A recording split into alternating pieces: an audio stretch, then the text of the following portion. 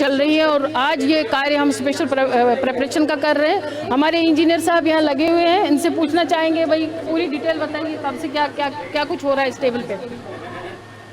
यहाँ पे हम लोग तैयारी लगभग 2 महीने से कर रहे हैं और ये जो भी इलेक्शंस के रिजल्ट इसमें पूरी टीम और पूरा मतलब हम सभी लोग मिलकर बहुत अच्छे लोगों ने अपना बेस्ट देने का प्रयास। क्या प्रायोरिटी आपकी रहती है? जैसे खबर आपके पास आती है तो आपको पास सटीक जानकारी देना है या जल्दी जानकारी देना है? नहीं, हम लोगों का सबसे यह है कि ऑथेंटिक और एकदम सही जानकारी होनी चाहिए, वही जाना है। तो दूरदर्शन जैसे कि जो है अभी यास्मीन फारूकी बता रही थी, तो दूरदर्शन अपनी जो गुणवत्ता है और जो अपनी सटीक चीज़ है यानी जो सूचनाएं वो दे रहा है वो सूचनाएं ऐसी हों जो कम से कम पूरी तरह से सटीक हों, सच्ची हों, वो देने की कोशिश करता है। अब हम यास्मीन जी के साथ में आगे आ चुके हैं। ये प्रोडक्शन पैनल है और यहाँ कई दिनों से कई महीनों से हमारा कार्य चल रहा है, कई रिहर्सल्स हमारे हुए हैं। आज ये कार्य सुबह से हम लोग पूरा कर रहे हैं, इस पे चल लगे हुए हैं और इनसे पूछना चाहेंगे जो हमारे वहाँ पे प्रोड्यूसर महोदय हैं उनसे पूछना चाहेंगे कि कैसे क्या कुछ कर रहे हैं आप। यास्मीन जी ने प्रोड्यूसर साहब आपको पूछा है कि आप जो काम यहाँ पे जो कर रहे हैं आखिर किस तरह से काम कर रहे हैं, क्योंकि ये बहुत बड़ी जिम्मेदारी है, लोकतंत्र का पर्व मनाया जा रहा है, कैसे आप लोग मेहनत कर रहे हैं? हमारी पूरी टीम है, हमारे अभियंताओं की टीम है, वो सारे आंकड़े हम जो है हमको प्रोवाइड करा रहे हैं। हमारा काम है उसको एकत्रित करके प्रसारित करना। अपना जितने भी आंकड़े हमारे जा रहे हैं बिल्कुल सटीक और सच्चे आंकड़े जाते हैं। मतलब आपको चीजें भेजने में जल्दीबाजी की जरूरत रहती है या ये रहता है कि आपकी सूचना सटीक होनी चाहिए? हमारी सूचनाएं बिल्कुल सच्ची और अच्छी सटीक होनी चाहिए। तो जी इसी के साथ ये बात को हम दोहराते हैं आपके साथ कि जो हमारी सूचनाएं हैं वो सटीक और सच्ची हैं। जो आप तक खबर पहुंचेगी उस खबर में कहीं आप ये नहीं हो सकता कि वो कहीं से भी आप उसको अगर देखेंगे तो वो सटीक और सच्ची होगी, उसमें हमें जल्दीबाजी की जरूरत नहीं पड़ती। हम वापस लौट रहे हैं और वापस लौट के आ रहे हैं अपने न्यूज़ रूम में वापस आ रहे हैं। ये हमारा न्यूज़ रूम है। ये बच्चियां सुबह से लगी हुई है, बराबर पल पल की जानकारी दे रही है, डाटा फीड कर रही है। आप सिद्धार्थ आपसे जानना चाहेंगे कब से आप लगे हुए हैं और कैसे किस तरह कर रहे हैं आप? सुबह 6:30 बजे से हम लोग यहाँ आ गए हैं और 7 बजे से बिल्कुल काम चालू है और हम लोग लगातार काम कर रहे हैं बिल्कुल यहाँ पे। ये हमारे सहयोगी सिद्धार्थ लगातार काम चल रहा है और स्टूडियो में इसी तरह से अब हम आपने देखा इस तरह से काम चल रहा है और अब हम चाहते हैं कि हम वापस अपने स्टूडियो में चलें और अपने स्टूडियो में चल के जो हमारा डिस्कशन चल रहा है पैनल पे वापस हम चलते हैं और वापस स्टूडियो बैक टू स्टूडियो। जी दिलशाद जी, किस तरीके से दूरदर्शन लगातार 2-3 महीनों से काम चल रहा करके जो आप टीवी स्क्रीन पर देख रहे हो एक दिन का काम नहीं, लगभग 3 महीनों से इंजीनियरिंग विभाग पूरा काम कर रहा है। जो सारे एक कलेक्शन है, डाटाज हैं, वो कलेक्ट करके पिछला और वर्तमान का सेलेक्ट करके लगा रहे हैं। तो एक बड़े दिन से काम चला जिसको आप एक दिन में टीवी स्क्रीन पर देख रहे हो। हमारे साथ नया पैनल आ गया है। हमारे साथ सीपी राय साहब प्रसपा से हैं, डॉक्टर एम.के. अग्रवाल जी हैं, रतन मणि जी वरिष्ठ पत्रकार हैं, डॉक्टर रमेश कुशवाहा हैं और भारतीय जनता पार्टी से राकेश जी हमारे साथ हैं। राकेश जी, कैसी शुभकामनाएं मिल रही हैं आपको?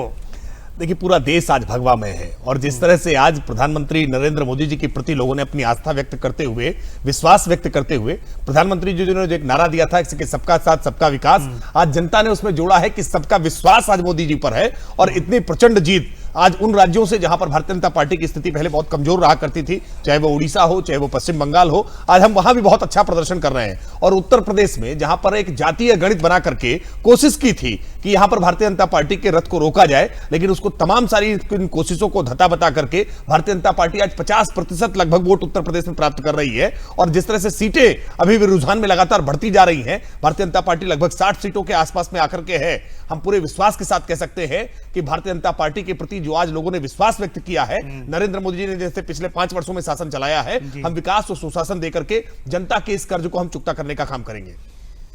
रतन मणि जी, बड़ी जिम्मेदारी है। अगर इतनी सीटें जनता देती है तो उसका जवाब भी देना पड़ता है और बड़ी जिम्मेदारियों से काम करना पड़ता है। बड़ी बातें हुई हैं राष्ट्रवाद पर भी और राष्ट्रवाद पर जनता ने वोट दिया है। क्या नई मोदी सरकार जो आएगी दूसरे टर्म की, वो आतंकवाद पर विराम लगा पाएगी जिस तरीके से जिस स्ट्रेटजी से अभी तक चल रहे थे, जो इनकी नीयत थी और नीति थी?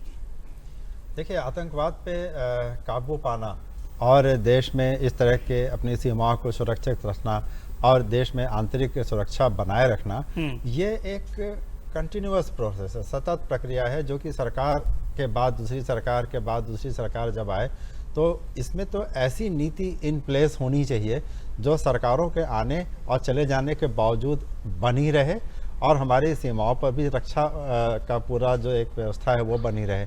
जहाँ तक आतंकवाद का सवाल है, ये तो बिल्कुल स्पष्ट है कि पिछले कुछ महीनों से जिस तरह से कश्मीर में जो सीमा पार से घुसपैठिए आ रहे थे, आतंकवादी आ रहे थे, उनके खिलाफ लगातार अभियान चलता रहा। अभी 2 दिन पहले तक वहाँ पे उस तरह के अभियान में सफलता मिली है। मुठभेड़ में तमाम सारे इस तरह के एलिमेंट्स मारे गए हैं, समाप्त किया गया है उनके अड्डों को। तो ये एक जो कठोर कार्रवाई का एक संदेश दिया गया था, मुझे लगता है इसके अपेक्षित नतीजे मिले हैं और इस तरह की सीमा पार की जो घटनाएं थी उनमें धीरे धीरे कमी आ रही है।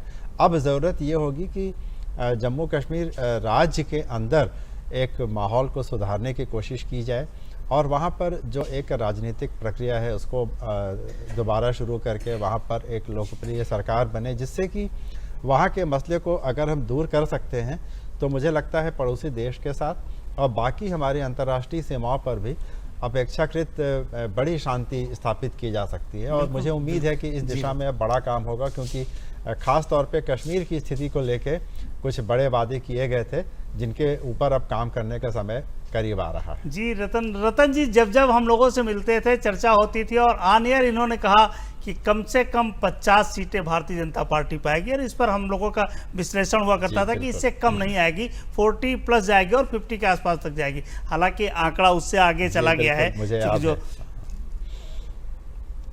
बिल्कुल बिल्कुल राय साहब, समाजवादी पार्टी आप लोगों ने छोड़ी है, शिवपाल जी ने चुनाव लड़ा, हालांकि वो चुनाव में तीसरे नंबर पर हैं, लेकिन क्या लगता है कि उनका अखिलेश जी का अहंकार कम करने के लिए इसके अलावा और कोई तरीका नहीं बचा था? हम लोग तो मजबूर होकर बाहर हुए जी। पार्टी तो हम लोगों ने बनाई थी, अखिलेश जी तो बच्चे रहे होंगे तब जब पार्टी बनाई थी हम लोगों ने। मजबूर कर दिया गया उससे अलग होने के लिए और शिवपाल जी को भी मजबूर कर दिया गया। अब इससे बड़ी मजबूरी क्या हो सकती है? जिसने पार्टी बनाई मुलायम सिंह यादव जी बाहर निकाल दिए गए। तो ऐसी पार्टी की जो हालत होनी थी वो हुई है और वो देखने को मिल रही है। और हम लोग तो बिल्कुल नए 4 महीने की पार्टी है टोटल, संगठन भी खड़ा नहीं कर पाए, तो हम लोगों को कोई बहुत ज्यादा उम्मीद भी नहीं। आदमी चुनाव जब लड़ता है तो जीतने के लिए लड़ता है, लेकिन आप देख रहे हैं कि परिणाम उस तरह से नहीं आए हैं और निश्चित तौर पे हमारे लिए निराशाजनक है। लेकिन चूंकि 4 ही महीने पुरानी पार्टी है तो आमतौर पर जब चुनाव होता है तो या तो लहर चलती है तो एक तरफा जाती है।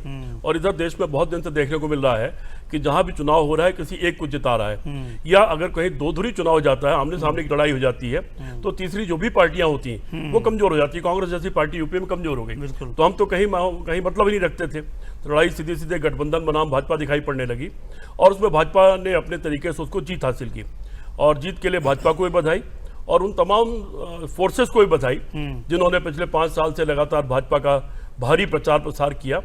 ठीक उसी तरह से जैसे हमारे बदायूं को किया था और बदायूं का इतना प्रचार किया था कि उसको यूएनओ तक पहुंचा दिया था और बाद में जो निकला वो तो अपनी जगह निकला, फिर उसको 2 लाइन का कहीं कोने में लिख करके या एक बार लाइन कह करके उसको खत्म कर दिया।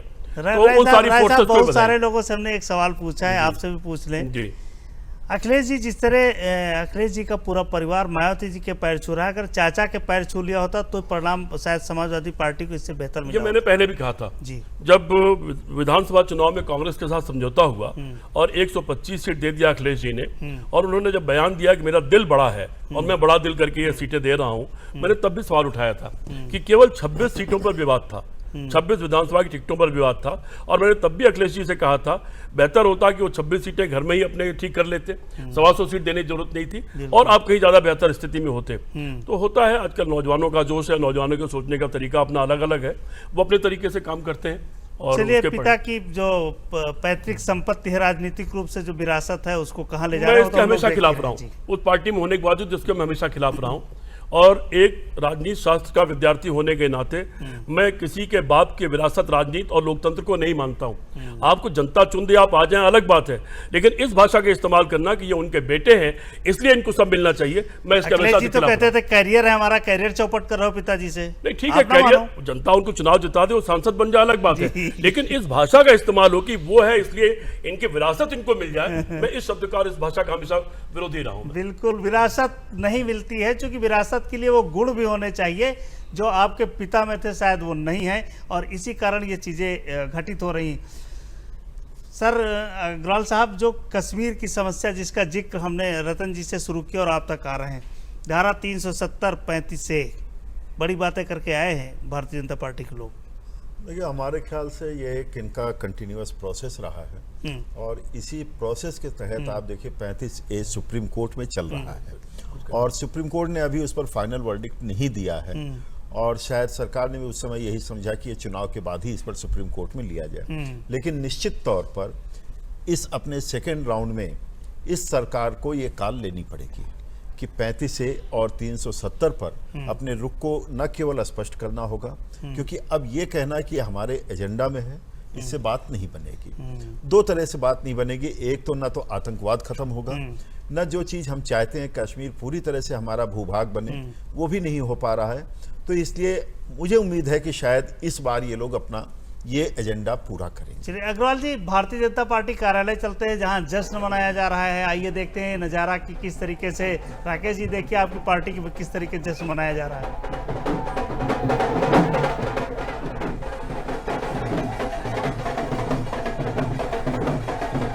बिल्कुल अवसर है जश्न का, नाचने का, गाने का भारतीय जनता पार्टी के कार्यकर्ताओं के पास। अगर इतनी बड़ी जीत हो तो यह अवसर तो मिलना ही चाहिए और वो दिख रहा है, वो पूरे देश में दिख रहा है, उत्तर प्रदेश में भी दिख रहा है कि पूरी तरीके से ढोल नगाड़े झंडे लहराते हुए लोग, एक एक कार्यकर्ता प्रसन्न कि 5 साल देश की सत्ता को, देश को आगे बढ़ाने के लिए नरेंद्र मोदी के हाथों में जनता ने सौंपा है और वो जश्न दिख रहा है। तमाम बड़े नेता हैं, कार्यकर्ता हैं, पूरी तरीके से भारतीय जनता पार्टी में कमल निशान के साथ झंडा लहराते हुए दिख रहे हैं।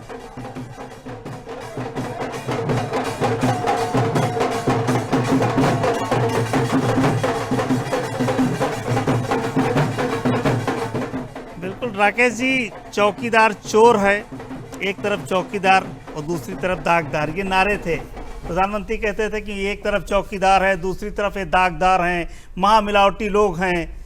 जनता ने किसकी बात स्वीकार की जो रिजल्ट आया है? देखिए, सबसे पहले तो मैं जो उत्साह मना रहे कार्यकर्ता हैं, इन कार्यकर्ताओं को बहुत हृदय से आभार व्यक्त करता हूं, क्योंकि ये कार्यकर्ता ना होते, इन्होंने इतनी मेहनत ना की होती तो सरकार की उपलब्धियों को हम मतदाताओं तक न पहुंचा पाए होते। और जनता को जरूर मैं सर झुका करके प्रणाम करूंगा, जैसे इतना बड़ा जनादेश आज भारतीय जनता पार्टी के पक्ष में दिया है। जितना नकारात्मक प्रचार कांग्रेस पार्टी और विपक्षी दलों ने किया, उतना ही सकारात्मक तौर पर वो हमारे साथ हमारी उपलब्धियों के साथ जुड़ता गया।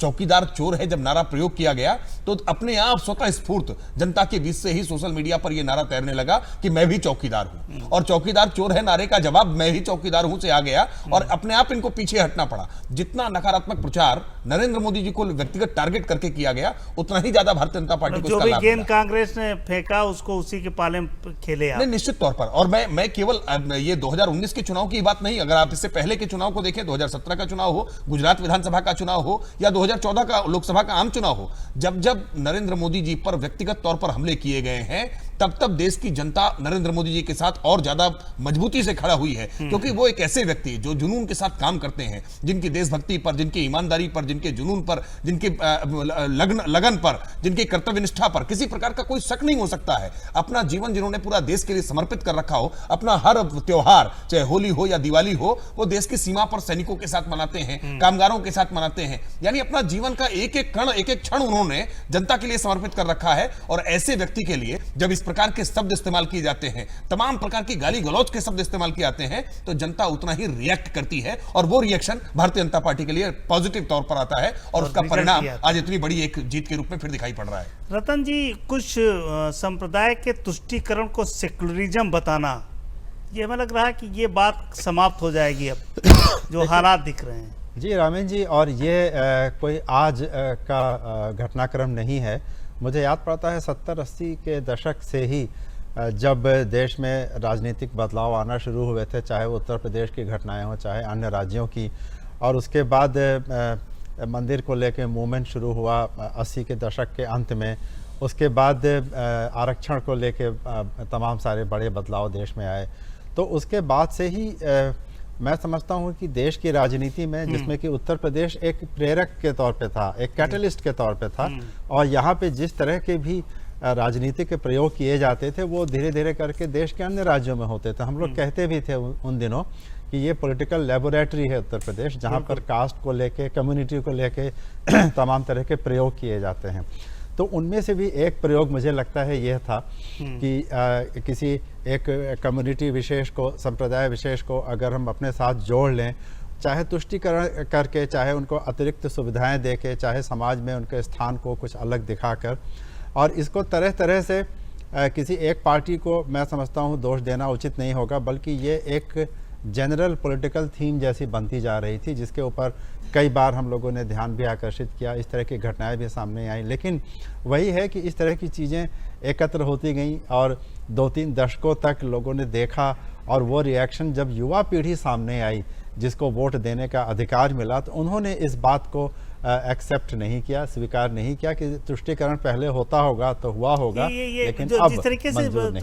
अल्पसंख्यक मत मिल रहे हैं भाजपा को, तो जी, ये लग रहा है बिल्कुल। कि जो गहरी खाई है, ये बिल्कुल। भरने का दौर चलने वाला है आने वाले समय में। बिल्कुल। ये राजनीति नहीं चल पाएगी। बिल्कुल, मुझे याद पड़ता है कि ये कहा जाता था कि एक संप्रदाय विशेष के लोग तो सिर्फ ये सोच के टैक्टिकल वोटिंग करते हैं कि किसी एक पार्टी को हराना है, और वो टैक्टिकल वोटिंग मैं कहूँगा कि कई चुनावों में उसके रिजल्ट देखने को भी मिले, लेकिन अब उस तरह की टैक्टिकल वोटिंग का कोई असर हुआ है या नहीं, ये मुझे लगता है इन चुनावों से भी दिख रहा है, और नतीजों के विश्लेषण से भी कुछ दिनों में स्पष्ट हो जाएगा। राय साहब, चाहे बिहार हो चाहे उत्तर प्रदेश हो, जो जात विशेष के एक वर्ग था जिसकी राजनीति चल रही थी, चाहे लालू जी की हो चाहे मुलायम जी की, वो उसमें विराम लगा है। आप बिहार में भी वही स्थिति है और उत्तर प्रदेश में ही। सवाल इससे आगे है कि राम गोपाल यादव जी ने शिवपाल जी के साथ जिस तरीके की परिस्थितियां क्रिएट की, अक्षय को निपटा के मन तो भर गया होगा ना? ये छोटी बात हो जाएगी इतनी बड़ी बहस में जी, ये बात बहुत छोटी हो जाएगी कि किसको निपटा के मन भर गया, ये बहुत छोटी बात हो जाएगी। बड़ी बहस हो रही है। बात आपने शुरू किया था कुछ चीज़ों पर। देखिए, ये देश अलग तरीके से चला है। 1967 में लोहिया ने डॉक्टर कांग्रेस बात का नारा लगाया, क्योंकि उस वक्त ऐसा लगता था कांग्रेस अजय है। तब उन्होंने मुस्लिम लीग को भी साथ लिया, जनसंघ को भी साथ लिया, कम्युनिस्ट को भी साथ लिया, और ये सारे लोग एक साथ एक जगह बैठे। जनसंघ भी थी, कम्युनिस्ट भी थे, सब लोग थे, और 9 प्रदेशों में कांग्रेस सरकार हटा दी। बिल्कुल। 77 में दूसरे माहौल बने। उसके बाद फिर एक युग आया जब कुछ लोग आए कि राम लला हम आएंगे, मंदिर वहीं बनाएंगे, और मैं उस समय भी पार्टी का महामंत्री था, प्रवक्ता था। हम लोग ये कहते थे कि या तो अदालत तय कर दे या बातचीत से तय कर दो। ये कहते थे अदालत का मामला नहीं है, ये तो हमारी आस्था का मामला है, इसे हम ही निपटाएंगे। फिर उसके आधार पर भी एक परिस्थिति बनी और उस परिस्थिति में सरकार बनी, लेकिन वो आस्था का मामला खत्म हो गया, कहीं ना कहीं वो खो गया। फिर सर हम आपको पूरा समय देंगे, पूरा समय देंगे। नए लोगों को मालूम नहीं है। नहीं, मंडल आया, आपने अच्छा जिक्र किया, मंडल आया, उसके आधार पर भी चीजें बदली। तो उसी तरह की बहुत सारी चीजें चेंज हो रही हैं। इस बार किसी ने भी अल्पसंख्यक का कहीं नाम नहीं लिया, किसी अल्पसंख्यक ने कहीं फतवा जारी नहीं किया। ये अलग बात है कि दूसरी तरफ से डराने की कोशिश होती रही। मैं 3 साल से फेसबुक पर लिख रहा था। सर, हम भारतीय जनता पार्टी से हमारे रिपोर्टर साथ में, हम आपका उत्तर कंटिन्यू करेंगे।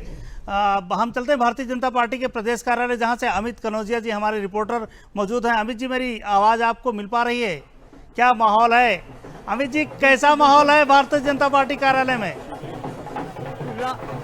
रामेद, यहाँ पे इस समय पूरी तरीके से जश्न का माहौल है। अगर मैं अपने कैमरामैन से कहूँ कि वो विजुअल दिखाएं पीछे के, तो आपको देखने को मिलेगा कि जो कार्यकर्ता है वो लगातार आते ही जा रहे हैं। उनका आना लगभग सुबह 11 बजे से ही शुरू हो गया था, लेकिन इस समय जो जश्न का माहौल है कार्यकर्ताओं का, वो बहुत ज़बरदस्त है। और जिस तरीके से ढोल नगाड़े बज रहे हैं और जिस तरीके से यहाँ पे पटाखे और आतिशबाजियाँ हो रही हैं, वो बहुत शानदार है।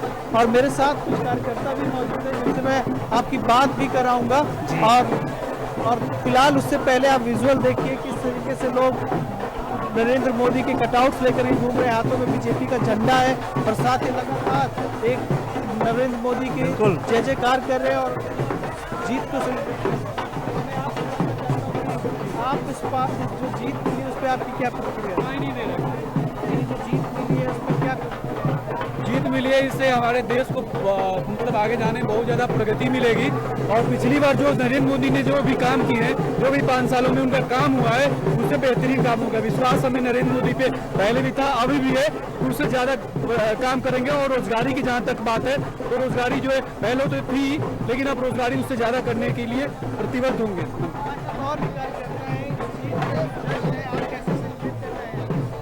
हम लोगों को बहुत बड़ी खुशी है कि हमारी पार्टी इतना प्रचंड बहुमत से जीत के आई है। हम सभी कार्यकर्ताओं की मेहनत रंग लाई है और बहुत बहुत खुशी है। माननीय नरेंद्र मोदी जी दोबारा प्रधानमंत्री बन रहे हैं, और जो गरीब जनता है हमारे देश की, आने वाले 2022 तक माननीय मोदी जी ने जो वादा किया था सबको आवास, सबकी छत मिलेगी, वो वादा बहुत जल्द पूरा होने वाला है। तो जैसा आपने सुना, एक कार्यकर्ता तो यहाँ बहुत है, लेकिन वो ज़्यादा से ज़्यादा जश्न मनाना चाहते हैं अपने साथियों के साथ, और लगातार वो यहाँ पर आए हैं अपनी इस जीत को एंजॉय करने के लिए। अभी कुछ देर पहले योगी आदित्यनाथ बिल्कुल। भी आए और अमित जी, आपके पीछे कोई कार्यकर्ता, हमें लग रहा है कुछ बोलना चाह रहे हैं, अगर वो बात कर सकते हो तो कर लीजिएगा। आपके पीछे कोई कार्यकर्ता है? नहीं, बिल्कुल बिल्कुल हमारे साथ लगातार आ रहे हैं और कुछ तो जश्न मना रहे हैं। आपकी क्या प्रतिक्रिया है? ये ऐतिहासिक जीत है जिसको कंटिन्यू करा है आज तक भारत के इतिहास में। बिल्कुल। शायद ही कभी ऐसा हुआ होगा कि निगेटिव पोलिंग नहीं हुई है। हमेशा मोदी जी के फेवर में सारी पोलिंग हुई है। तो जैसे आपने सुना, लगातार जितने भी कार्यकर्ता हैं वो प्रधानमंत्री नरेंद्र मोदी का गुणगान इसका श्रेय दे रहे हैं। जीत का श्रेय प्रधानमंत्री नरेंद्र मोदी को दे रहे हैं और उनका ये मानना बिल्कुल, है धन्यवाद कि अगला अमित। tenure होगा। अमित जी, बहुत बहुत धन्यवाद। आप इस जश्न का आनंद उठाइए और हम तक अपडेट पहुंचाने के लिए बहुत बहुत धन्यवाद। राय साहब, हम आपका क्वेश्चन कंटिन्यू करना चाहते हैं। आपने कहा ये बात छोटी है, लेकिन अगर चाचा किसी भतीजे के सामने लड़ने जाता है तो सवाल तो उठेंगे। देखिए, युद्ध के मैदान में चाचा भतीजा तो होता नहीं है जी बिल्कुल, युद्ध लड़ने का यही मैं कहना चाहता हूं। युद्ध का मैदान है। फिरोजाबाद के बड़ी संख्या में लोग आए, वहां लोगों ने बुलाया, बड़ी संख्या में लोग इकट्ठे हुए, उन्होंने आग्रह किया वहाँ चुनाव लड़े। और चुनाव कहीं ना कहीं तो आदमी लड़ता है, वो उनका क्षेत्र, उनको उचित लगा वहाँ लड़े। परिणाम बुरा आया वो लग रहा, वो अपनी जगह चीज है, लेकिन इससे बुरे परिणाम हम 1991 में देख चुके हैं। 1991 में हमारी सरकार थी, भारी बहुमत था, और अंत में हम केवल 27, 28 या 29 सीट संघर्ष करने वाले लोग हैं, देखे अखिलेश जी नहीं देखे, केवल 29 एमएलए की सीट पर हम रह गए थे और चंद्रशेखर समेत केवल 4 हम लोग एमपी सीट आए थे। लेकिन 93 में फिर लौट के वापस आ गए। लेकिन तब फर्क ये था कि मुलायम सिंह छोटे छोटे कस्बे के भी हमारे कार्यक्रमों में पहुंच जाया करते थे। शहर में आते थे तो एक दिन में 16 प्रोग्राम हम लगा देते थे, अलग अलग स्कूल में, कॉलेज में, यहाँ वहाँ जगह प्रोग्राम लगा देते थे। अब सारी की सारी पार्टी जगहों पर सिमट गई और ट्विटर और फेसबुक पर सिमट गई है। और दूसरी बात, पार्टी के पास इतना बड़ा प्रचार तंत्र नहीं है जितना बड़ा प्रचार तंत्र भाजपा के पास है। दूसरा, मुलायम सिंह जी समुदाय की राजनीति करते थे। राय साहब, आपने भी देखा तमाम जातियों को जोड़ के रखते थे, और अखिलेश जी में वो नहीं। अखिलेश जी जात के मुलायम सिंह जी का जो चेहरा था, जब मेरा पहला विवाद हुआ था, तो आपको ध्यान होगा कि जब पहले हम लोगों की पार्टी बनी थी तो उसमें बेनी प्रसाद वर्मा थे, रमाशंकर कौशिक थे, भगवती सिंह थे, जनेश्वर मिश्रा थे, हम जैसे लोग थे, आजम खान थे, मतलब एक गुलदस्ता था पूरी पार्टी का। बाद में वो चेहरा बदलता चला गया, और जब चेहरा बदलेगा, जो आपकी थीम होती है, आपकी पार्टी की बेसिक सोच होती है, आप उससे 19-20 हो सकते हैं, लेकिन उससे अगर आप 180 डिग्री एकदम बदल जाएंगे तो निश्चित तौर पर आपके चेहरे हटते हैं तो जो बिल्डिंग होती है वो खड़ेर होती चली जाती है, तो फिर आपके समर्थकों में गलतफहमी पैदा होती है। बिल्कुल। हाँ, नंदी जी का बयान है इस जीत पर, मैं उसको सुन लेता हूँ, फिर अग्रवाल साहब आपके पास आता हूँ। सब कुछ सुधरा है, इतना सुंदर प्रयागराज बना है, उसके प्रति लोगों ने थैंक्स देने का मन बना रखा था, और थैंक्स के रूप में भारी बहुमत से हमारे दोनों प्रत्याशी को जिताया है। मैं एक एक वोटरों का धन्यवाद करता हूँ। और आज पूरे देश में जश्न का माहौल है। मैं ऐसा समझता हूँ कि देश की एक एक सीटों पर, एनडीए की जितनी भी सीटें हैं, उस पर प्रधानमंत्री नरेंद्र मोदी जी स्वयं प्रत्याशी के रूप में थे, जो इतनी बड़ी विजय हम लोगों को हासिल हुई। बिल्कुल, प्रयागराज और कुंभ से जो भगवा वातावरण शुरू हुआ था वो आज एक बड़े पैमाने पर दिख रहा है, और कुंभ से इसकी शुरुआत हो गई थी। योगी जी की जब सरकार बनी थी उसके 6 महीने बाद से ही कुंभ का काम शुरू कर दिया गया। तो जो कुंभ गया होगा उसको लगा होगा कि ये कुंभ कई मायनों में कई बार हुए कुंभ से अलग है, कई प्रदेशों में हुए कुंभ से अलग है। और जिसके बाद नंदी जी कर रहे हैं, पूरा प्रयागराज बदल गया। आप वहाँ जाइए तो पूरा नक्शा बदल गया है, डेवलपमेंट इस तरीके से हुआ है, तो उसकी परिणति यहाँ दिख रही है। अग्रवाल साहब, क्या विश्व में जिस तरीके की बात अभी तमाम लोग कर रहे थे कि नहीं, जो लोग विदेश में रहते हैं उनको पता है कि मोदी जी ने कितना मजबूत भारत को किया है, क्या नई ऊर्जा, नई ऊंचाई विश्व में मिलेगी भारत को इस जीत के बाद? निश्चित तौर पर इससे जो है भारत की साख बढ़ती है, और भारत का जो नेतृत्व कर रहा होगा नेता, जो वर्तमान में मोदी जी हैं, तो उनकी जो क्रेडिबिलिटी पिछली बार थी विश्व स्तर पर, वो और क्रेडिबिलिटी बढ़कर उभरेगी। जैसे आप देखिए, चाइना ने जो है बहुत ही, अमूमन जो है चाइना बहुत कंजर्वेटिव तरीका अपनाता है, वो बधाई तब देता है जब जीत पूरी हो जाए। अभी तक आप देखें केवल 13 सीटों के जीत आई है, और बाकी अभी रुझान चल रहे हैं। उसके बावजूद जिस तरह से चाइना के प्रेसिडेंट ने बधाई दिया है, ये एक संकेत है कि विश्व पटल पर भारत का महत्व कितना तेजी से बढ़ रहा है, और ये मोदी जी यदि चाहेंगे तो निश्चित तौर पर हमको आर्थिक रूप से इसका बहुत लाभ मिल सकता है। और इसके जो स्ट्रेटेजिक लाभ हैं, खासतौर पर टेररिस्ट की, जो अभी राकेश जी बात कर रहे थे जी, कि टेररिस्ट को किस तरह से हम इसको जो है रोक सकते हैं, उसका एक बानगी भी अभी हम लोगों ने देखा।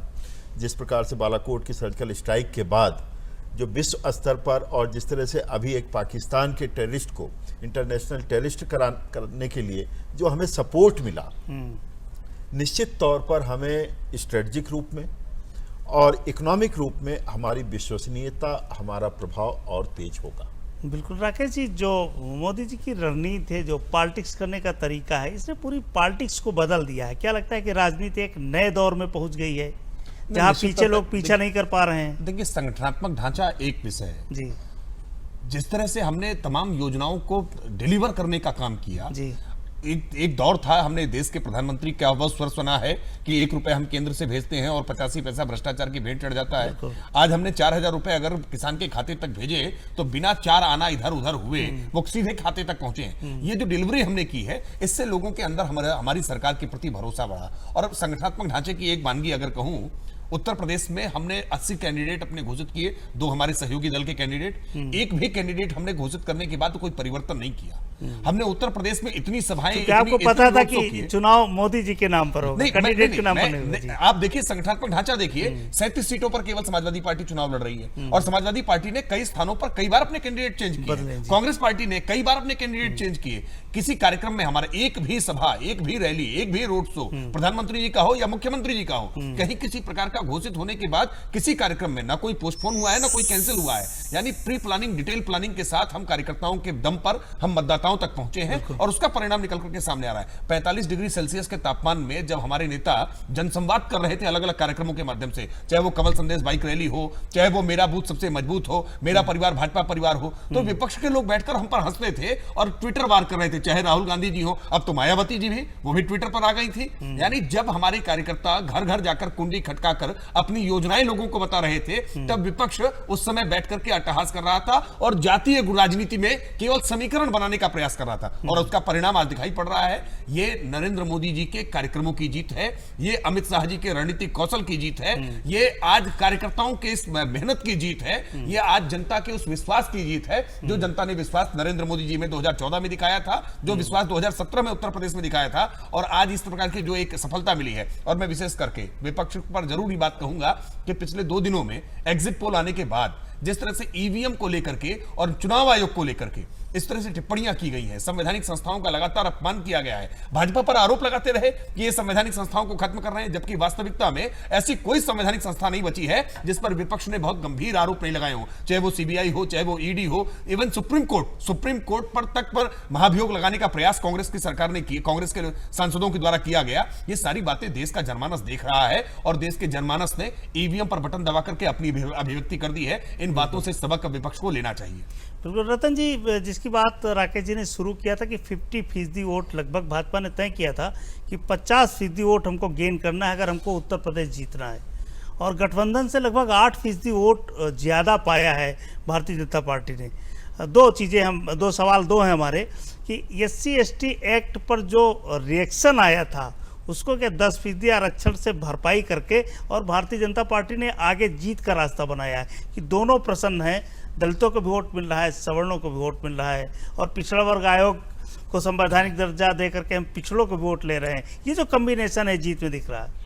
देखिए, ये बिल्कुल सही है कि SC/ST एक्ट में जो संशोधन किया गया था उसको पहले ये कहा गया कि उसे हल्का किया गया है, उसके प्राविधानों को, और उसको संभालने के लिए उसमें संशोधन किया गया।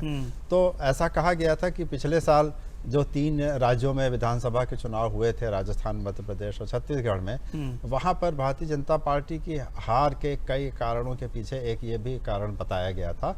और कुछ प्रदेशों में तो उस संशोधन के खिलाफ कई तरह के आंदोलन प्रदर्शन भी हुए, उसके खिलाफ आवाज़ उठाई गई, लेकिन अंततः जो चीज़ होनी थी वो हो गई।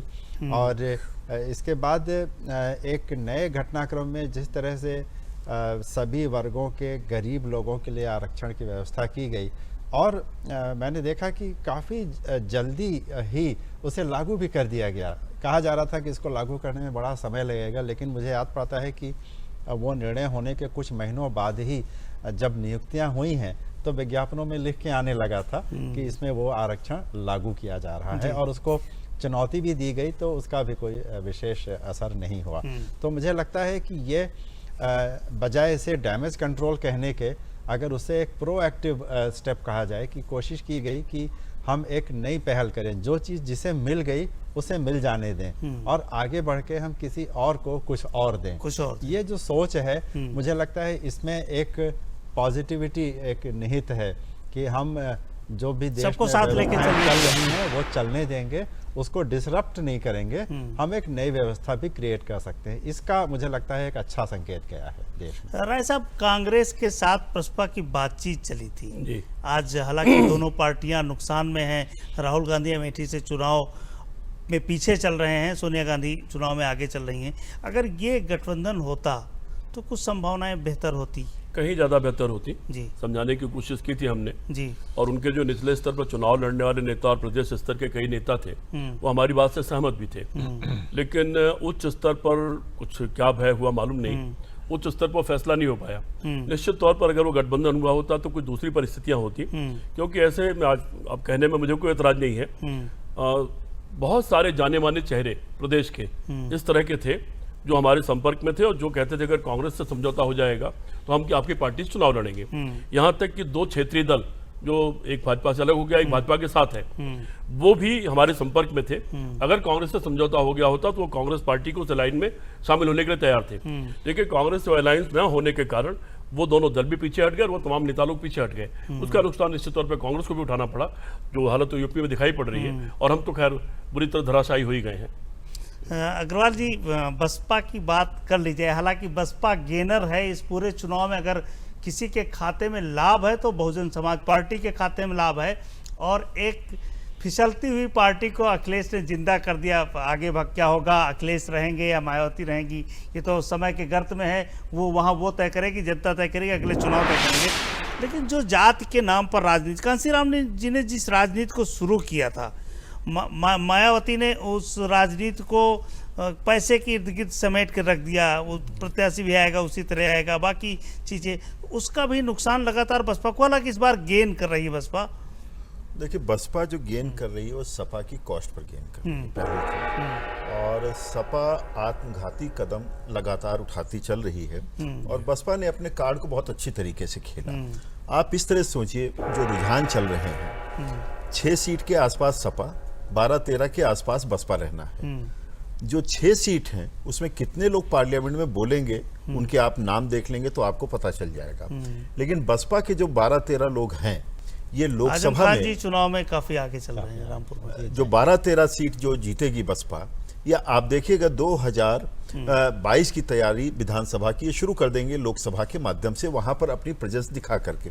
यानी कि बसपा ने अपना कार्ड बहुत अच्छे तरीके से खेला। लेकिन बसपा का एक जो सबसे अहम मुद्दा है जिसकी ओर आपने इशारा किया, मैं इसको पैसे की बात न कह के मैं ये कहता हूं कि एक पुरानी जमींदारी वाली पार्टी ये बनकर रह गई है, जिसमें कि केवल एक व्यक्ति है टॉप पर और भतीजा है। भतीजा तो चलिए अभी इंडक्ट हो रहा है, अभी इंटर्नशिप पर है, लेकिन कुल मिलाकर आप वहां पर देखिए समता का कोई भाव नहीं है जिस भाव से इस पार्टी का उदय हुआ। इसने सोशल इंजीनियरिंग की शुरुआत की 2007 में, लेकिन उस सोशल इंजीनियरिंग में इस तरह का खोट आया कि दूसरा जो भी वर्ग है वो जुड़ना नहीं चाह रहा है। आज भी इस पार्टी का दोष और अखिलेश जी की पार्टी का दोष एक कॉमन है, वो ये है कि एक पर्टिकुलर सामाजिक ग्रुप को साथ लेकर के चाहते हैं कि समाज आगे बढ़े और उनकी पार्टी आगे बढ़े, जो कि असंभव है।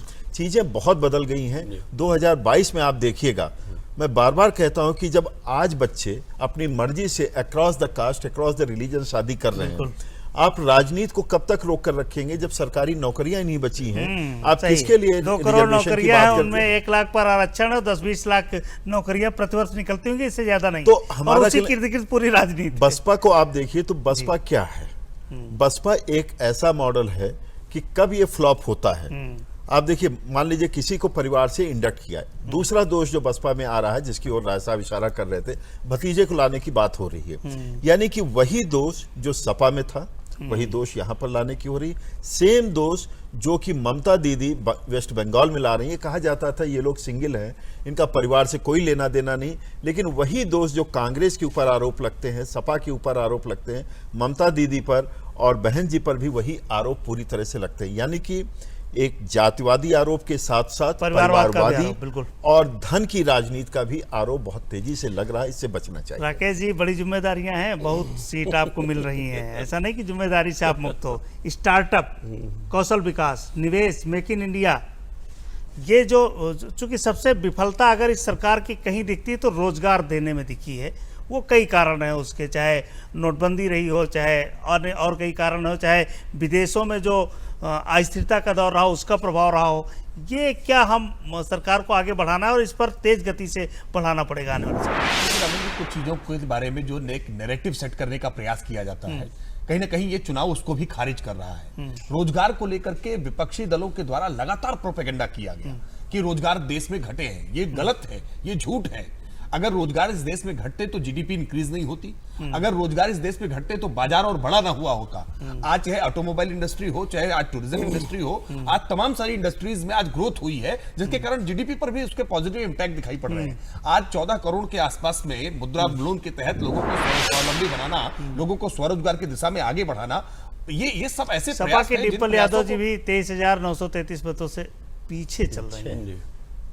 नहीं, ये जो प्रयास थे जो रोजगार के संदर्भ में, जानबूझ करके उसको नोटबंदी के साथ जोड़ना, जीएसटी के साथ जोड़ना और ये कहना कि इससे रोजगार प्रभावित हुए हैं, ये पूरी तरह से गलत है। और जनता ने ईवीएम पर बटन दबा करके साबित करने का काम किया, क्योंकि रोजगार के इशू को बहुत बड़ी संख्या में। राकेश जी, सवाल पर अभी फिर लौटेंगे। हमारे साथ हमारे साथी रिपोर्टर विकास अमेठी में है।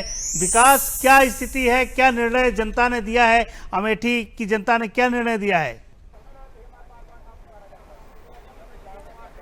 जी, सबसे रोचक लड़ाई रामेन मानी जा रही थी अमेठी की, और इस बार जिस तरीके से देखने को रुझान मिल रहे हैं बिल्कुल वैसा ही यहाँ पे आ रहा है। फिलहाल अभी 11वें राउंड तक के जो रुझान आ रहे हैं उसमें स्मृति ईरानी 20,000 से ज़्यादा वोटों से आगे चल रही हैं, और ये रुझान यहाँ पर कई बड़े संदेश देते हैं। जिस तरीके से राहुल गांधी कांग्रेस अध्यक्ष यहाँ पे पिछड़ते हुए नजर आ रहे हैं, कहीं ना कहीं उनको एक इस बात का अंदाजा था, तभी इस सीट को छोड़कर वो वायनाड सीट पर गए थे। और अमेठी की अगर सियासत की बात करें, गांधी नेहरू परिवार का गढ़ कहा जाता था। गांधी परिवार का एक लंबे समय तक यहाँ पर जीत दर्ज की, और वो भी इस तरीके की जीत उनकी होती थी, लाखों में जीत होती थी। और जब वो पिछड़ते हुए यहाँ पर नजर आ रहे हैं रुझानों में, ये अपने आप में अमेठी की जनता एक बड़ा संदेश देती है।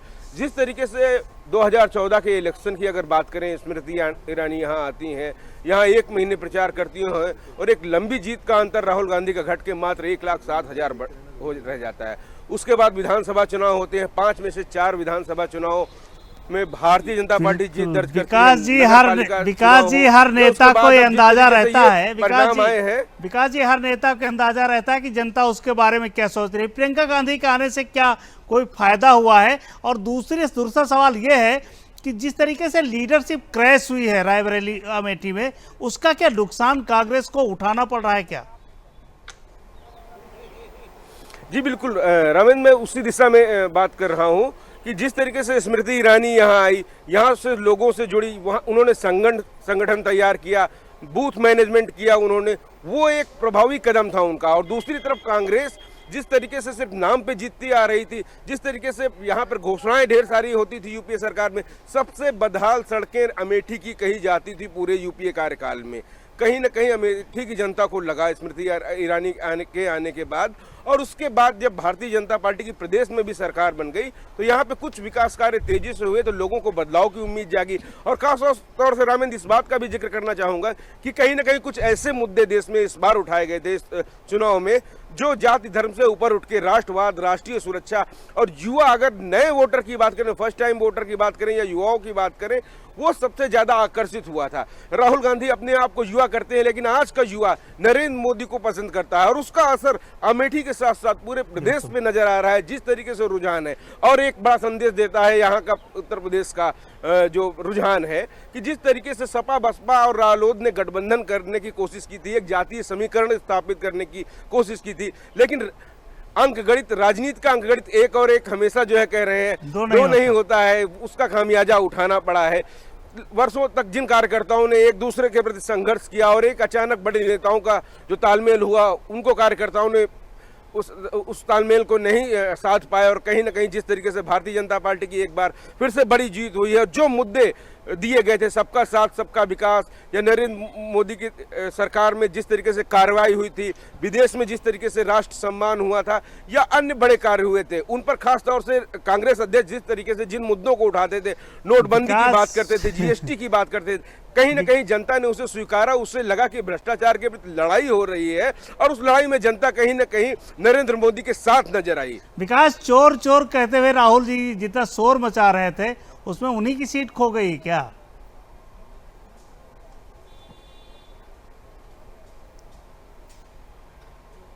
कह रहे चोर का शोर तो मचा रहे थे। बताना चाहेंगे,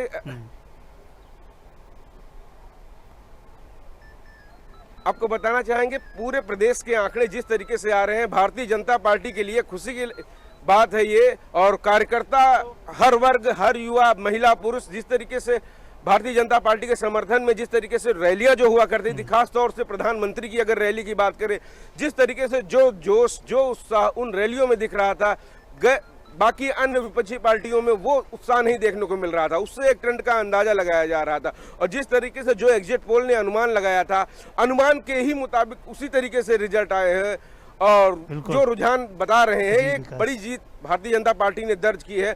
उसके पीछे कहीं ना कहीं केंद्र सरकार के द्वारा जो नीतियां अपनाई गई थी, जो कार्यशैली अपनाई गई थी, खास तौर से क्रियान्वयन की गति, जो कार्य लक्ष्य निर्धारित किया जाता था, लक्ष्य निर्धारित करके उनको पाने की कोशिश, वो एक बड़ी बात थी। और साथ ही कहीं ना कहीं अगर अमेठी की बात करते हैं, अमेठी को भी इसी तरह बीजेपी ने एक लक्ष्य की तरीके यहाँ पे रखा कि अमेठी पे उनको मेहनत करना है, यहाँ पे उन्हें काम करना है और यहाँ पे जीत दर्ज करनी है। उस लिहाजे से ये रुझान बता रहे हैं कि उनकी कड़ी मेहनत रही है। बिल्कुल विकास, रुझान से आगे बढ़ के हम चाहेंगे कि आप हमको रिजल्ट भी दो जब भी आ जाए, हम आपके संपर्क में बने रहेंगे। आपका बहुत बहुत धन्यवाद हमसे जुड़ने के लिए। जिसके बाद राकेश जी, हमने सवाल अधूरा छोड़ा था आपके पास कि ये जो विकास योजनाएं हैं जिसकी बात कर रहे थे आप, हालांकि कह रहे हो कि रोजगार के अवसर कम नहीं हुए, लेकिन जो आंकड़े हैं, जो भी परिस्थितियां हैं, इस सरकार के दिए हुए आंकड़े भी है, ये कह रहे हैं कि रोजगार के अवसर कम हुए हैं।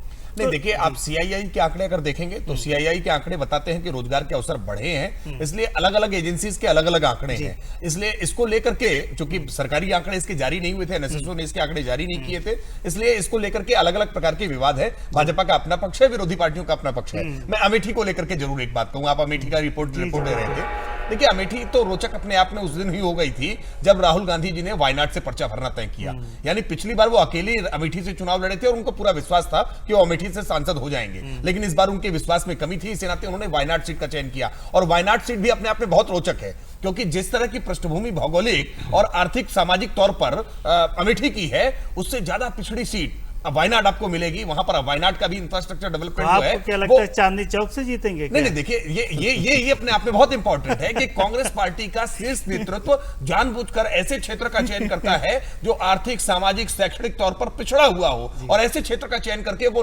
वर्षों तक अमेठी लंबे समय तक उनके हाथ में रही है। और आप अमेठी से परिचित होंगे कि अमेठी में अभी तक होटल्स नहीं है, अमेठी में अभी तक अच्छा रेस्टोरेंट्स खाने के लिए नहीं है, अमेठी में जिलाधिकारी का कार्यालय नहीं बना था। ये भाजपा की सरकार आने के बाद हमने अमेठी के डेवलपमेंट के लिए जो प्रयास शुरू किए हैं और उसका परिणाम है आज 5 वर्षों तक स्मृति ईरानी जी लगातार वहां जनता के बीच में संपर्क में बनी रही। और अब मतदान के दिन देखिए, राहुल गांधी जी ने मैदान उसी दिन छोड़ दिया। वो मतदान के दिन एक बार भी अपने मतदाता अभिकर्ताओं के साथ या जनता के साथ संवाद करने नहीं गए, जबकि स्मृति ईरानी जी न केवल मतदान के दिन उपस्थित रही बल्कि मतगणना के पहले एक शाम को पहुंच करके उन्होंने अपने पोलिंग एजेंट्स के साथ बात की और मतगणना के साथ आज वो वहीं अमेठी में मौजूद है। जबकि राहुल गांधी कहां है इसका आज पता नहीं है। उनकी बहन प्रियंका वाड्रा जी हर बार चुनाव में मौजूद रहा करती थी, लेकिन इस बार अमेठी उन्होंने भी छोड़ दी। चुनाव प्रचार तक वो रही, लेकिन मतदान के दिन या मतगणना के दिन आज प्रियंका वाड्रा जी का भी पता नहीं है। और दोनों ही लोगों के ट्वीट आपको हर घंटे पे मिल जाया करते थे। आज मैं सुबह से चेक कर रहा हूं, दोनों के ट्वीट दिखाई नहीं पड़ रहे हैं। वास्तविकता में दोनों ने आज सुबह मुलाकात की है, स्वीकार कर लिया था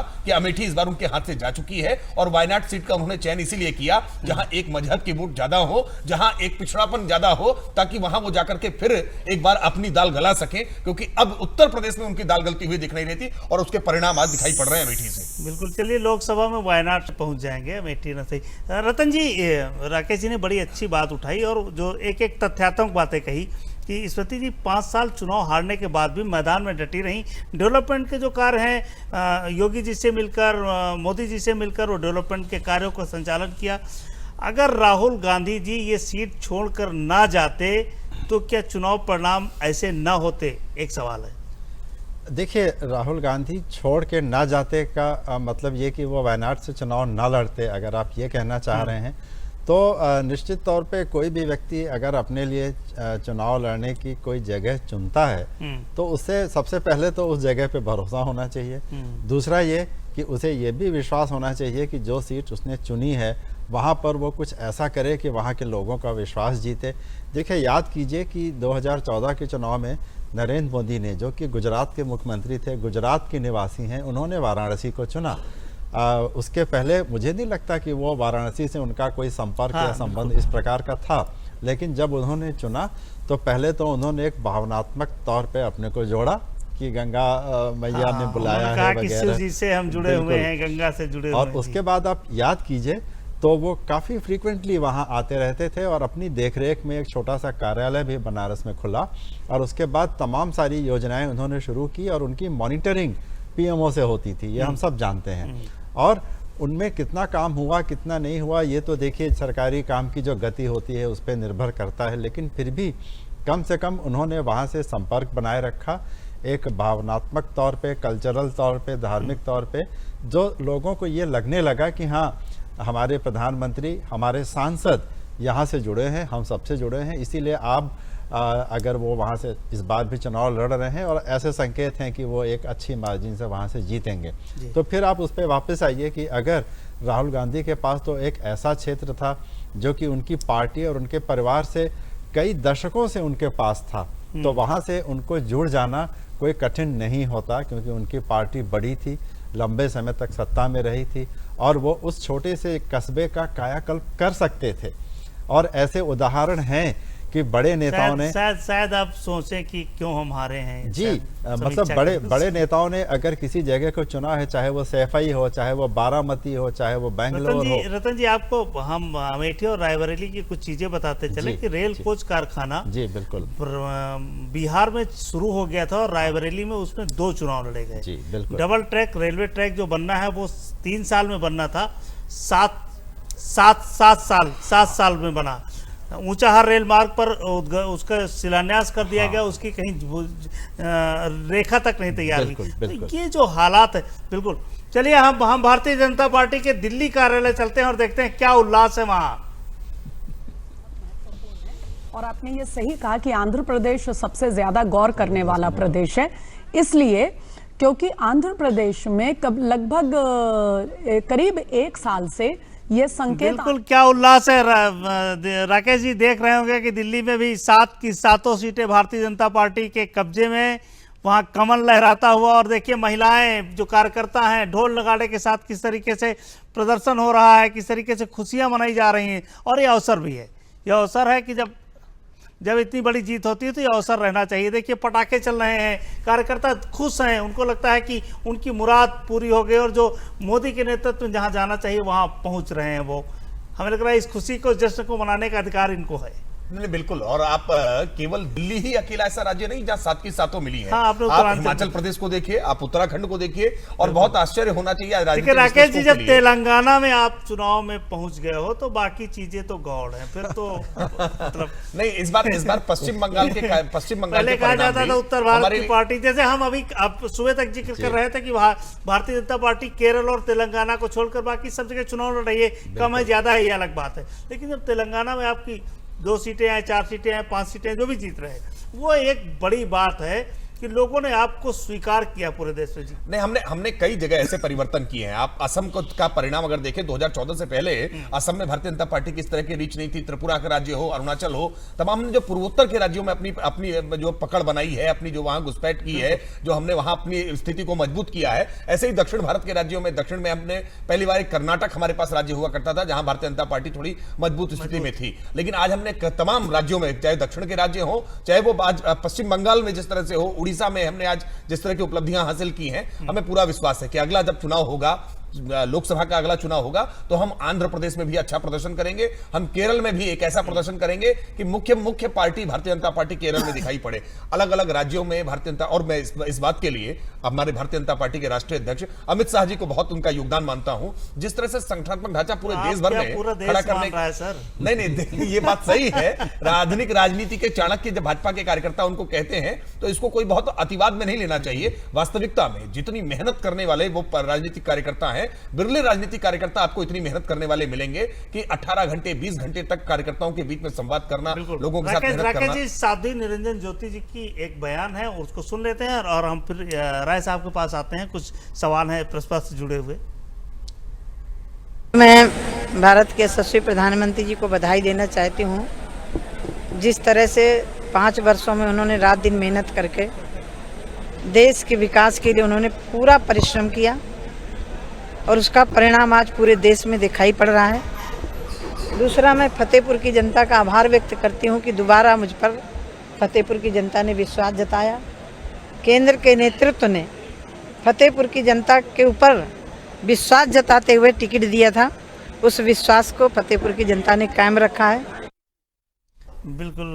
राय साहब, आपसे हमारा सवाल है कि आप, शिवपाल जी ने जब पार्टी तोड़ी तो उनके साथ तमाम MLA चले गए और एक बड़ी संख्या थी, एक बड़ी संख्या थी। क्या ये जो टूट है ये सपा पर भारी पड़ी है? भले ही आप चुनाव नहीं जीते, आप करो 4 महीने की पार्टी, हम चुनाव नहीं जीते, लेकिन देखिए कोई भी घर होता है उसके मजबूत 4 लोग अलग चले जाएं या हमारे हाथ पैर हैं टूट जाए 4 जगह पर, तो निश्चित तो फिर शरीर की कोई कीमत नहीं बचती। दिमाग तो काम करता रहता है लेकिन फिर कोई कीमत नहीं बचती। पार्टी में भी वही काम करता है, वही हुआ सपा के साथ में। राकेश जी कुछ बातें कर रहे थे, देखिए कम से कम हम लोग जो 1967 से चुनाव प्रचार में एक बच्चे से शुरू किया था काम, अंग्रेजी हटाओ आंदोलन से शुरू हुआ था। हम लोग का पहला आंदोलन था जिंदगी का, ABCD हाय वाला। राकेश जी, ऐसे हमने बड़े उतार चढ़ाव आते आते देखे हैं। अहंकार नहीं आना चाहिए, और जैसे रामचंद्र जी को छोड़ दिया उसी तरह से बाकी चीज़ें छोड़ मत दीजिए। तमाम पिछले वादे छोड़ दिए थे, इस बार सारे वादे मत छोड़ दीजिए और सारे आंकड़े झुकलाइए मत। ये जनमत है, अगर फांसीवाद नहीं आ रहा है, अगर एक दल का राज का कहीं ऐसा संकल्पना नहीं आ रही जिसमें बाकी लोग मार दिए जाएंगे या बाकी लोग जेल में डाल दिए जाएंगे या गैस चैम्बर में मार दिए जाएंगे, अगर ऐसा कोई वक्त नहीं आ रहा है तो ये वक्त बदलते भी देर नहीं लगती, और ये हमने बार बार बदलते हुए देखा है। लेकिन कुछ अहंकार दिखाई पड़ रहा है, वो अच्छा नहीं लगता। सर, जीत का उल्लास नहीं, उल्लास अलग बात है, हमने पहले बधाई दे दिया, लेकिन अहंकार अच्छा नहीं लगता। चलिए राय साहब, हमारे देवेंद्र सिंह भोले जी हैं और उनका बयान है, मैं उनका बयान सुन लेता हूं, फिर चर्चा में वापस आता हूं। भारतीय जनता पार्टी के नेतृत्व माननीय मोदी जी के द्वारा जो देश में विकास और सबका साथ और सबका विकास का लेकर के जो नारा दिया था, उसमें कार्यकर्ता के हिस्से से अकबरपुर लोकसभा के कार्यकर्ताओं के सहयोग से मंडल अध्यक्ष, सेक्टर प्रमुख, बूथ प्रमुख, उनकी कमेटी सबके सहयोग थी और अपने तमाम सहयोगी जिससे उनके सहयोग से मैंने आगे बढ़ाने का काम माननीय प्रधानमंत्री के नेतृत्व में किया है। और इसलिए पुनः अकबरपुर के लोगों ने जो हमें भरोसा हम पर जताया है, मैं अपने बुजुर्गों को, माताओं बहनों को नमन करता हुआ अपने नौजवान साथियों को शुभकामनाएं देता हूं कि उन्होंने देश को आगे बढ़ाने में अपनी महती भूमिका का जो निर्वाह किया उसके लिए साधुवाद के पात्र हैं। सबका साथ सबका विकास की तर्ज पर चलते हुए जिस तरीके से ये पूरी सरकार आगे बढ़ रही थी उसका है। किसी ने प्रत्याशी नहीं देखा कि प्रत्याशी कौन है और भाजपा के मोदी जी के नाम पर वोट दे आया है, तो प्रत्याशी गौड़ हो गया था इस बार। हमारा अग्रवाल साहब आपसे सवाल है कि मोदी जी का पिछली बार ये था, उन्होंने कहा कि हमारे पास अनुभव कम था, तो काफ़ी समय हमको इसमें लग गया कि हम प्लानिंग करते, चीज़ों को समझते, चूँकि देश बड़ा है, तमाम आंतरिक मतभेद हैं। तो इस बार क्या अनुभव है? तो सरकार जैसे ही प्रधानमंत्री पद ग्रहण करेंगे, शपथ लेंगे, वैसे ही सरकार चलने लगेगी, ये लगता है आपको? देखिए, मेरे ख्याल से सरकार ऑलरेडी चल रही है। बीच में जिस तरह की चर्चा आई थी और प्रधानमंत्री जी ने भी एक चुनाव के दौरान एक इंटरव्यू में कहा था कि हमने अगले 100 दिन के क्रियाकलाप का एजेंडा तैयार करने की बात शुरू कर दी है। मोदी जी का जो व्यक्तित्व है वो काम करता रहेगा, वो रुक ही नहीं सकता। जिस दिन रुक गया उस दिन थक गया वो। लेकिन इस बार जो हम लोग उम्मीद कर रहे हैं इनके पिछले फंक्शनिंग की वजह से कि इन्होंने कई तरह के रूल्स रेगुलेशंस नए किए हैं, खास तौर पर इकोनॉमिक ऑफेंडर्स को लेकर के जो बात आ रही है, भ्रष्टाचार को लेकर के, अगर टेररिज्म हमारे लिए एक बहुत बड़ा अभिशाप है तो पब्लिक भ्रष्टाचार उससे बड़ा अभिशाप है। बिल्कुल।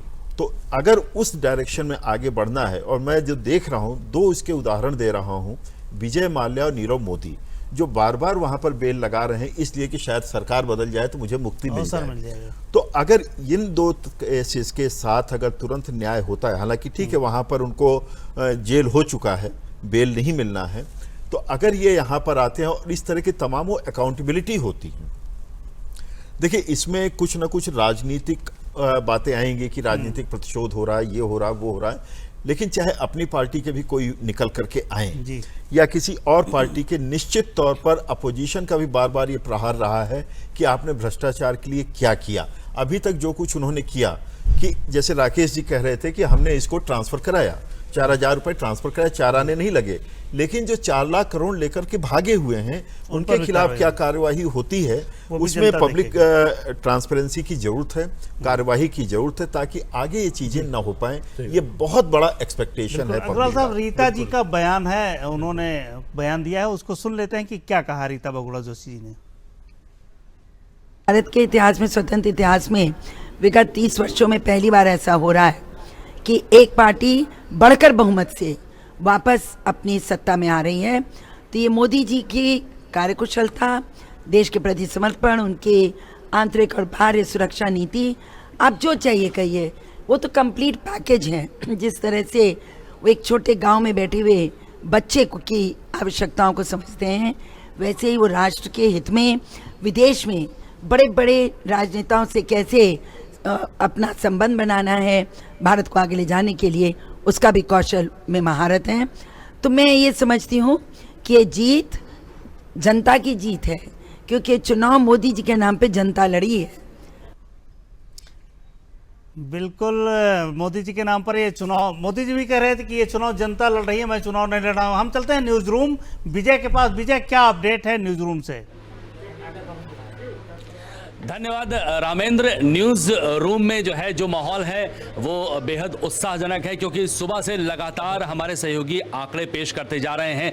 लगातार टीवी स्क्रीन पे कौन आगे चल रहा है, कौन पीछे चल रहा है, इसके सटीक आंकड़े जो है वो टीवी स्क्रीन पे दिखाए जा रहे हैं। और इन्हीं आंकड़ों के बीच एक आंकड़ा कन्नौज से भी आ रहा है, जिसमें डिंपल यादव 26,000 से अधिक वोटों से पीछे चल रही हैं और सुब्रत पाठक जो है, जो बीजेपी के हैं, वो आगे चल रहे हैं। इसके अलावा भी और सीटें हैं, लेकिन हमारे साथ हमारे सहयोगी राजीव जी यहां पर मौजूद हैं।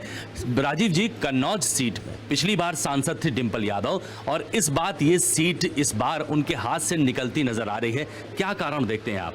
देखिए, मुझे लगता है कि सपा ने जो अपना प्रचार का जो तरीका बनाया जी, तो बजाय अपनी जो सरकार उन्होंने 5 साल चलाई थी, अगर उसकी उपलब्धियों के ऊपर वो बात करते तो बेहतर होता। लेकिन उन्होंने क्या किया कि जो विकास किया भाजपा सरकार ने, उसको झुटलाने का प्रयास किया। जगह जगह मैं देख रहा था कि ये अखिलेश यादव जो थे वो अपनी जनसभाओं में ये साबित करना चाहते थे कि जितने भी विकास कार्य हो रहे हैं, चाहे वो प्रधानमंत्री आवास हो या शौचालय बनाने की बात हो या लोगों के खाते में जनधन खातों में पैसा पहुंचाने की बात हो, इन सब बातों को बिल्कुल ऐसा साबित करते थे कि जैसे इसमें कोई काम ही नहीं हुआ है। दूसरी चीज, एक बड़ा माखौल सा उड़ाते थे कि क्या आपके खातों में पैसा आया। यानी देखिए, अब एक जो बात उभर करके आई है कि मतदाता जो हैं वे इस तरह की बातें नहीं सुनना चाहते हैं। ये जो रिजल्ट बता रहे हैं, ये जो रुझान आपके बता रहे हैं, ये बता रहे हैं कि मतदाता बहुत जागरूक हो चुके हैं और वो इन बातों में अब नहीं आने वाले हैं। बिल्कुल बिल्कुल, मतदाता जो है वो अब इन बातों पे नहीं आने वाले हैं, ये रुझान ये बता रहे हैं। इसके अलावा अगर मध्य प्रदेश की बात करें, हम भोपाल सीट की बात करें, तो वहां से प्रज्ञा सिंह ठाकुर जो है वो दिग्विजय सिंह से आगे चल रही है, जबकि दिग्विजय सिंह कांग्रेस के कद्दावर नेता हैं, बहुत अनुभव है उनको, लेकिन वहां क्या कमी रह गई है कांग्रेस की? मैं यही बात यहाँ पे फिर कहना चाहूँगा कि कांग्रेस ने भी वही गलती करी जो सपा ने करी। अपने प्रचार में उन्होंने जबरदस्ती ये साबित करने की कोशिश करी कि भाजपा जो है वो भ्रष्टाचार कर रही है, जबकि सच बात ये थी कि लोगों के जेहन में ये बात थी कि वे समझ रहे थे कि भाजपा की सरकार के 5 सालों के कार्यकाल में किसी भी नेता पर, खासतौर पे प्रधानमंत्री पर तो कोई भी दाग इस तरह का नहीं लगा है, प्रधानमंत्री मोदी पर। तो जाहिर सी चीज़ है कि जब आप इस तरह की बातें करेंगे, आप अपनी ठोस बातें करिए, आप अपनी योजनाओं की बात करिए, लेकिन आप जब अनर्गल आरोप आप लेकर के जाओगे तो जाहिर सी चीज़ है कि उसका आपको लाभ नहीं मिलने वाला है। दूसरी बात, जहाँ तक इनकी दिग्विजय सिंह जी की बात है, एक चीज और आई है। मध्य प्रदेश में अभी थोड़े समय पहले ही भाजपा सरकार आई विधानसभा में, और उन्होंने जो कहा कि वे किसानों का कर्ज माफ करेंगे, लेकिन उस पर वो सही नहीं उतरे। प्रधानमंत्री जी ने अपनी सभाओं में बड़े बेबाकी से लोगों से प्रश्न किए, किसानों से, क्या आपका कर्ज माफी हुआ? तो देखिए, जब लोगों को लगा कि आप बड़े बड़े वादे करते हैं, पूरे नहीं कर पाते हैं और दूसरों पे आरोप लगाते हैं, तो जाहिर सी है उसका नुकसान आपको उठाना ही पड़ता है। और इस तरह से ये बड़े नेताओं का पिछड़ना